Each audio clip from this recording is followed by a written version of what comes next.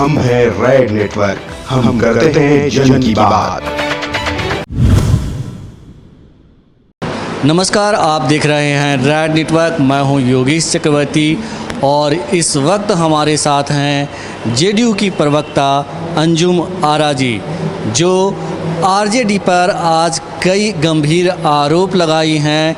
आइए इन्हीं से जानते हैं, इन्होंने जो आरोप लगाया है उसका बुनियाद क्या है, उसमें कितना दम है। अंजुम जी, पहले तो रेड नेटवर्क में आपका बहुत स्वागत है। बहुत बहुत शुक्रिया आपका। ये बताएं, आपने जो आरजेडी पे आरोप लगाया है उसकी बुनियाद क्या है, उसमें कितने दम है? नहीं, आरोप हम लोगों ने नहीं लगाया है। वो जो एक किताब आई थी ना, उसको लेकर के आज हम लोगों ने प्रेस कॉन्फ्रेंस किया, तो उस किताब में लेखक ने बहुत ही आपत्तिजनक ऑब्जेक्शनेबल बातें उसमें कही है। उसको लेकर के हम लोगों ने पीसी किया था।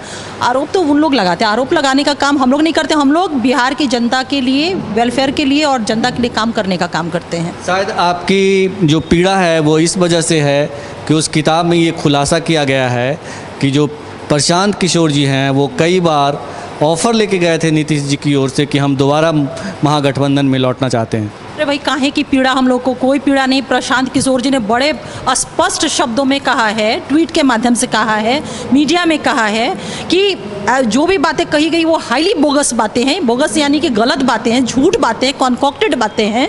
और अगर मैं मुंह खोल दूं तो लालू जी को शर्मिंदा होना पड़ेगा। अब इससे बड़ी बात क्या हो सकती है? उन नेताओं के, विपक्ष के नेताओं को, या लालू जी की या लेखक की बातों को खंडन करने के लिए और ख़त्म करने के लिए इससे बड़ा क्या बयान हो सकता है? खुद आदरणीय प्रशांत किशोर जी इस बात को बोल रहे हैं।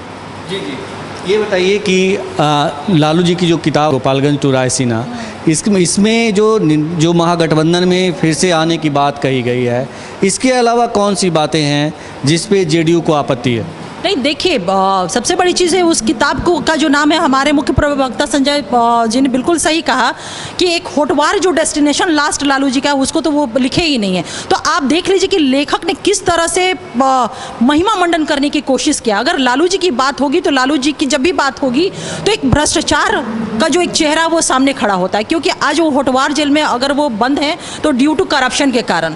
अगर आज उनके बच्चे जुडिशियल बेल पे हैं तो ड्यू टू करप्शन के कारण। होल फैमिली, कोई बेल पे, कोई जेल में, करप्शन के कारण। तो इस किताब में अगर लिखना था लेखक को तो इन सारी चीज़ों की भी चर्चा करनी चाहिए था और मजबूती से करना चाहिए था ताकि जनता जान सके। तो आप उस किताब के लेखक ने किस तरह से पार्शियलिटी करते हुए और लालू जी का, उनकी फैमिली का महिमा मंडन करने का काम किया है। ठीक है, आपको जो करना है वो आप करें, लेकिन किसी के ऊपर गलत आरोप और गलत टीका टिप्पणी, और हम सब लोग जानते हैं कि लालू जी बहुत अच्छी तरह से यूज टू है फिल्दी लैंग्वेज इस्तेमाल करने के लिए। हम लोगों को कोई आश्चर्य नहीं अगर इस तरह का शब्द का प्रयोग इन सारी चीज़ों में हुआ है, लेकिन हमारा कहना है उनको मैं आपके माध्यम से कहना चाहती हूँ कि जंगल राज उनके शासनकाल को हम लोगों ने नहीं, ऑनरेबल जुडिशरी ने, न्यायपालिका ने कहा था कि बिहार में जंगल राज है। तो जंगल राज, जो बानर भालू का जो खेल उन्होंने देखा है, बानर भालू का खेल उन्होंने खेला है। हमारे नेता न्याय के साथ विकास कर रहे हैं, हमारे नेता महिला सशक्तिकरण का काम किया है, हमारे नेता जो है 7 निश्चय के माध्यम से एक एक घरों में बिजली और पानी पहुंचाने का काम किया है, एक एक गांव में पक्कीकरण करने का काम किया है। तो हमारे नेता तो न्याय के साथ विकास का काम कर रहे हैं। बानर भालू का खेल तो उन लोगों ने खेला है जिसको जंगल राज न्यायपालिका ने संज्ञा दिया था। लेकिन जो आरजेडी के लोग हैं ये आरोप लगाते हैं कि जो महागठबंधन है इसलिए टूट गया क्योंकि सृजन घोटाले में नीतीश जी का नाम आया और वो डर से जाकर के एनडीए में सट गए कि कहीं जेल न जाना पड़े। फिर इसको स्पष्ट करना पड़ेगा क्या हम लोगों को, किस कारण से गठबंधन टूटा? हम लोगों को नहीं पता था कि चारा घोटाला के बाद जो है लारा घोटाला जैसी भी चीज़ें इन लोग कर चुके हैं, जिसमें इनके सारे बच्चे, इनकी वाइफ राबड़ी देवी, पूर्व मुख्यमंत्री बिहार, सब लोग इन्वॉल्व हैं। ये हम लोगों को जानकारी नहीं थी। उस समय आपको भी याद होगा कि किस तरह से हम लोगों ने कहा था कि बिहार की जनता को स्पष्ट कर दीजिए कि आपके पास इतनी संपत्ति कहाँ हुई। एक शब्द उन लोगों ने नहीं कहा था।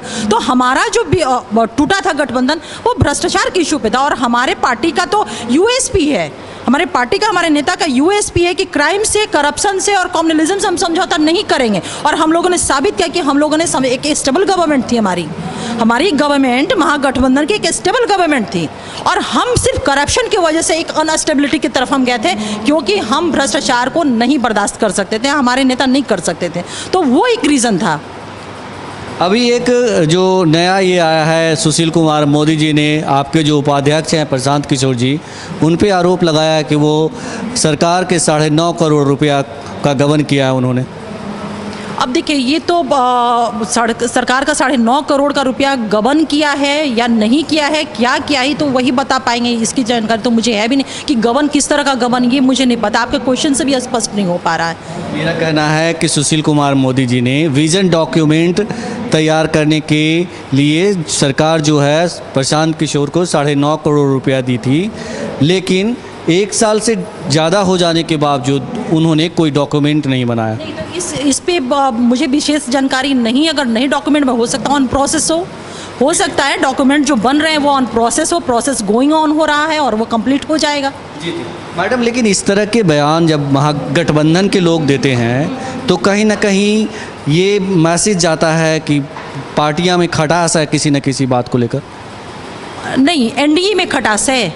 नहीं, बिल्कुल नहीं, कोई खटास नहीं है। हमारा दिल भी मिला है और हम मिल करके काम कर रहे हैं। केंद्र में अगर हम मोदी सरकार न्याय सबका साथ सबका विकास कर रही है तो बिहार में नीतीश सरकार न्याय के साथ विकास कर रही है, और दोनों का फिलॉसफी देखेंगे सेम टू सेम है कि जो भी है डिप्राइव सेक्शन से लेके ईच एंड एवरीथिंग, जो all the citizen of India है सभी का डेवलपमेंट, चाहे वो न्याय के साथ विकास करे वो भी डेवलपमेंट फॉर ऑल है, और सबका साथ भी सबका विकास डेवलपमेंट फॉर ऑल है। तो बहुत सिमिलैरिटी है दोनों दलों को, या एनडीए के जितने भी घटक दल हैं सभी में वो बिल्कुल सिमिलैरिटी है। हम सिर्फ डेवलपमेंट करना चाहते हैं और काम करना चाहते हैं। कहीं कोई डिफरेंसेस किसी स्तर पे, किसी लेवल पे, किसी इश्यूज पे नहीं है। अभी चुनाव का वक्त है। जीतन राम मांझी जी लगातार नीतीश जी पे हमला कर रहे हैं शराबबंदी को लेकर, विकास को लेकर, कि वो सिर्फ दिखावा करते हैं और विकास हुआ है तो एक दायरे में हुआ है, नालंदा के इलाके में हुआ है और कहीं बिहार में विकास नहीं। अब उनकी दृष्टि, या मैं कहूँ कि उनकी रोशनी का ही ये अगर मसला है तो मैं उस पर क्या कहूँ। अगर विकास की बात करेंगे तो बिहार का एक एक जनता, आप बात करें, आप बताइए, आप गाँव में जाते हैं, क्या आपको बिजली नहीं मिलती है? घरों से टैप वाटर आपको नहीं मिलता है? वहाँ पे सड़कें अच्छी नहीं हैं? ये डेवलपमेंट नहीं है तो और क्या है? सबसे अहम बात देखिए, दिक्कत क्या है विपक्ष में ना, विपक्ष खुद के लिए, राजनीति का जो मसला है उनका खुद के लिए और खुद के परिवार के डेवलपमेंट के लिए, चाहे वो राष्ट्रीय जनता दल के आदरणीय लालू जी का फैमिली देख लीजिए या जीतन राम मांझी, हम सब जानते हैं कि वो महागठबंधन में जाने का उनका उद्देश्य अपने बेटा को सिर्फ और सिर्फ विधान पार्षद बनाना था और वो कामयाबी हासिल भी किए हैं। तो जिन नेताओं का, जिन विपक्ष के नेताओं का मकसद ही है खुद के लिए और अपने बच्चों के लिए, अपने परिवार के लिए राजनीति करना, तो उनको डेवलपमेंट जैसी चीज़ों से क्या लेना देना और नहीं लेना देना। विपक्ष के बिंग विपक्ष ऑपोजिशन, कुछ तो उनको बोलना है, तो जो मन में आता है वो बोल देते, क्योंकि विजन तो है नहीं। बताइए, अब बिहार का जो डेवलपमेंट है, ग्रोथ है, जीडीपी 3.2 से बढ़ करके 11.7 चला गया है। अब इससे बड़ा, मतलब देश के ग्रोथ रेट से ज़्यादा ग्रोथ रेट बिहार का है। डेवलपमेंट की और कोई कहानी सुनानी पड़ेगी क्या हम लोगों को? जी, अभी चुनाव का मौसम है, क्या लगता है कि जो एनडीए गठबंधन है उसको कितनी सीटें मिलेगी? देखिए, हम 40 में 40 सीटें जीतेंगे, कि मैं पूरे आत्मविश्वास के साथ आपको कहती हूँ, क्योंकि जहाँ भी हम लोग जा रहे हैं, मैं कहूँ ना कि सबका साथ सबका विकास और न्याय के साथ विकास का जो कॉम्बिनेशन है वो बेहतरीन कॉम्बिनेशन इस हम लोग को देखने को मिल रहा है। और मैं पूरा आसान्वित हूँ और पूरे विश्वास के साथ मैं ये कहती हूँ कि 40 में 40 सीटें हमारी होंगी। जेडीयू की कितनी सीटें मिलेंगी? हमारी 17 सीटें हैं। 17 सीटें हम लेकर के आ रहे हैं। बीजेपी की 17 सीटें लेकर के आ रहे हैं। एलजेपी 6 सीटें लेकर के आ रहे हैं हम लोग। रेड नेटवर्क से बात करने के लिए आपका बहुत शुक्रिया। जी, बहुत बहुत धन्यवाद। तो ये थी जेडीयू की प्रवक्ता अंजुम आरा जी, जिन्होंने दावा किया कि बिहार में इनकी पार्टी, इनका जो गठबंधन है एनडीए, बहुत ही बेहतर परफॉर्मेंस करने जा रहा है और इनका दावा है कि 40 में से 40 सीटें ये जीतने वाली हैं।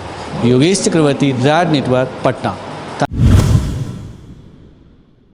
आप देख रहे हैं रेड नेटवर्क। आपसे गुजारिश है, YouTube पर रेड नेटवर्क से जुड़ने के लिए इस सब्सक्राइब बटन पर क्लिक करें।